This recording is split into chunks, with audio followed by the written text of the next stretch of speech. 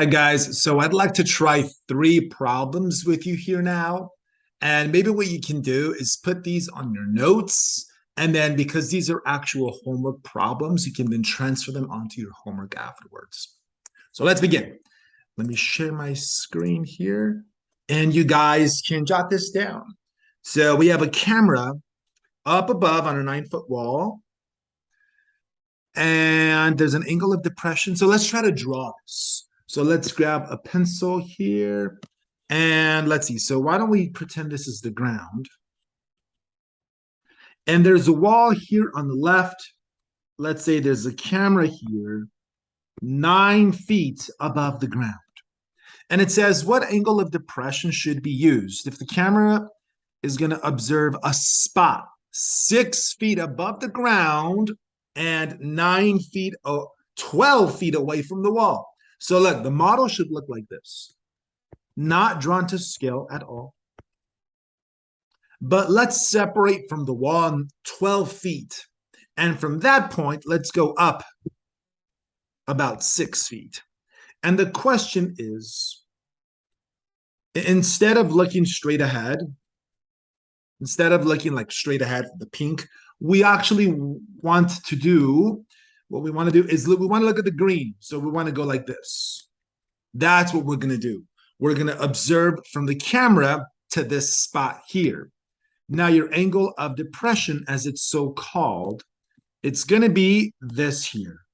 That is your so-called, I'm going to point down because we went down because they call it the angle of depression. So how can we find this? I suppose what we can do is, let's go purple. Why don't we focus on this triangle here? Like, let's focus on this, like that, and like that. Let's focus on that purple triangle, where if you observe the numbers, that's going to be 3. That's the difference between the 9 and the 6. And this here is going to be 12. And that goal is theta. So what we're dealing with is we have a 12, we have a 3, and we have a theta. And the goal is theta, the angle of depression, as it's so called. So for this one, in terms of sine, cosine, and tangent, I think that we're going to need a tangent. Tangent of theta would be opposite over adjacent. And so this is tangent of theta equals 1/4. Now we want theta alone. So we have to make tangent disappear. So for that, what we can do is take the tangent inverse of both sides, yeah? Let's go in green here. So let's go tangent inverse, because these will knock out, and that'll give us theta alone. And so down here, theta would be approximately in degrees. Make sure your devices are in degrees here. Let's go tangent inverse of 1/4, and we get about 14 degrees. So final answer, angle of depression is about 14 degrees. So for this problem, I think that the hardest part, it would be to make a model, right? To draw the word problem. Sometimes that's the toughest part.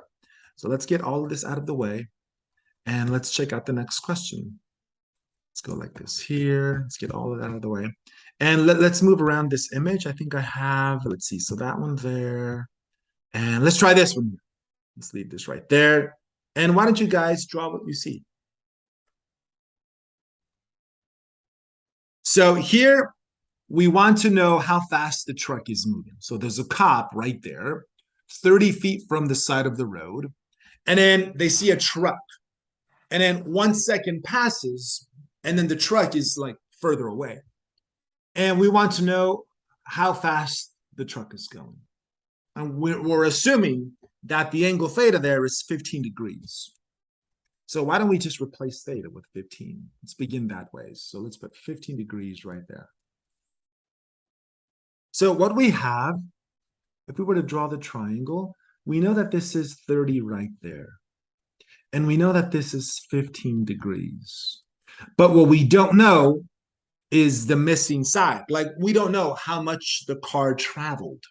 We know it took 1 second, but we don't know how much distance we're talking about. So maybe what we can do is, instead of the question mark, just put like X or something like that, solve for X. Find the value of X. So for this one, I think we use tangent again. So look, tangent of 15. Tangent is opposite over adjacent. So we'd have 30 over X. And then to solve for X, we can multiply both sides by X, because these will cancel. So we have X times tan 15 equals 30. And then to get X alone, we can divide both sides by tangent 15. So let's go 30 divided by tangent 15. And that missing side is about, it's about 112 feet. So this is about 112 feet. And we know it's feet because the 30 was in terms of feet. So we know that this truck, it covered 112 feet in 1 second. Now, if you tell me that you're moving at 112 feet per second, I don't really know what that is, because I'm accustomed to miles per hour. So let's do conversions like we did in class. Let's convert 112 feet per second into miles per hour. And maybe we can do that like right here. Look, 112 feet, 1 second. And like we did in class, let's do some conversions. So let's go from seconds to minutes. So we know that 60 seconds is 1 minute multiplied by, and then we also know that 60 minutes is 1 hour. So we're good with time. Now we just want feet into miles. And we know that 5280 feet is the same as 1 mile. And then the fun part, where all the things cancel out, where many things cancel. Like, for instance, at this point, feet cancels out with feet. And then minutes knocks out minutes, seconds with seconds. And all we're left with are the units are miles an hour, which is desired. So we have to go 112 times 60 times 60 and divide that by 5280. Let's see what that is. 112 times 3600 over 5280. So this is about 76. So let me go down here. So this is about 76 miles per hour. So if you're moving 112 feet every second, you're basically moving 76 miles per hour. And that was the goal. So we're done. So use trigonometry to find the missing side, and then use conversions to turn from one unit of measurement into another. Let's get all this out of the way. And then we can do one more problem, and that'll be it for today. Let's get this all out of the way here. And let's go to, I think I have one more picture to share with you guys. And we're off. Let's see. So where is it? It's this guy here. So let's leave this right there. We'll get rid of that 15 actually. Let's bring the picture back now. So why don't you guys copy down what you see here? And in this model, the goal is to find the value of theta. Yeah, so we saved the best for last. This one's going to require a little more work than the others. So we have 2 circles, and we have a couple of rays, and we have an angle theta down there. All right, well, let's see. I would probably begin. I'm probably going to draw this. Watch. Why don't we draw here in purple? Let's draw something that goes from here to there like that. Why don't you guys draw that? Now, the thing about this, I don't think that this is really drawn to scale. Here's what I'm thinking. Why don't we all also use a different color? And why don't you guys draw like this? Look. Draw it like that so that we have a rectangle. You see that rectangle there? So that we have, let's call this a rectangle because we can definitely make a rectangle out of it. And so that's a rectangle there. So let me unshade it, but now it's in your mind. It's that rectangle.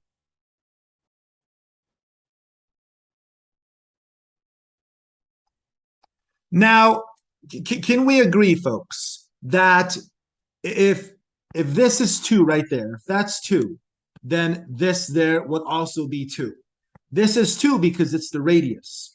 And this is also 2 because we're dealing with a rectangle. And in a rectangle, opposite sides are congruent. So can I convince you? Let's go with a better color, like let's go with blue. Can I convince you guys that from here to here, that's 2? And because this whole thing is 4, then that's also 2. And let me also convince you of this. This here, that's 2 because that's a radius of the blue circle. And this here, that's 4 because that's the radius of that peach colored circle. So what I want to focus on, I want to focus on this blue triangle. I think this is the key to the answer of this question. Let's focus on that blue triangle. Let me unshade it and let's draw it here off to the side. I think that's the key. Look, let's draw that blue triangle where this is 2 and this is 6. And it's a 6 because it's a 2 plus a 4 for a hypotenuse of 6. And I know that this is 90 degrees because next to it was a rectangle, and this is, a straight angle, which is with 180 degrees. So if that's 90, that's 90. I want you to find the value. Let's not call it theta. Let's call this like W, whatever. Just make up a letter. Find the value of W. I think that W is the key to this math problem. Let's focus on W. And now to find angle W, I think we can go cosine, because you know that cosine of theta is adjacent over hypotenuse. And here, our angle is W. I just felt like calling it W, whatever, doesn't matter. My adjacent is 2, and my hypotenuse is 6. And if we go cosine inverse, both sides, if you go cosine inverse, these will cancel out, and that'll tell us what W is. And W, if you go cosine inverse of 2/6, I bet cosine inverse of 2/6 in degrees, it's about, like, it says 70.5 degrees, okay? So W is about 70.5 degrees. And I want you to take a moment to see that we're like 2 seconds away from being done, because you found W, 70.5 degrees. Now, if you look back at the original picture, where the heck is W in all of this craziness? Can you see how W is right there? Look, let me draw it in. That's W right there. See that? Look, that's W right there. That little baby angle that's tucked in. So let me actually erase almost everything, but I want you to remember that W is 70.5 degrees. Watch. Let's get rid of all of these distractions. And let's just focus here. Let's focus on this triangle there. This guy. You know that this is 70.5 degrees. Now, if you have this triangle where this is 90 and this is 70.5, now a triangle is worth 180. So can you tell me this little question mark there? If that's 90 and that's 70.5, this here, that's going to be 19.5, because 19.5, 75, and 90 adds up to 180. Now, what's the significance of the 19.5? Dude, it's right here. Look, that little guy, that's 19.5. and its twin right beneath it, its identical copy, is also 19.5.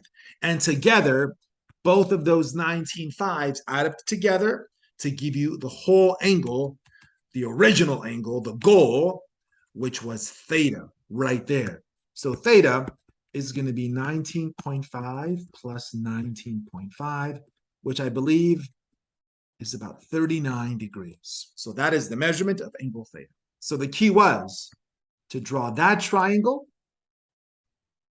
this one here, then to play with the radius, and the radius, use a little bit of SOHCAHTOA and find 180 degrees in a triangle to find half of theta, and then times it by 2 because there's 2 pieces that built theta.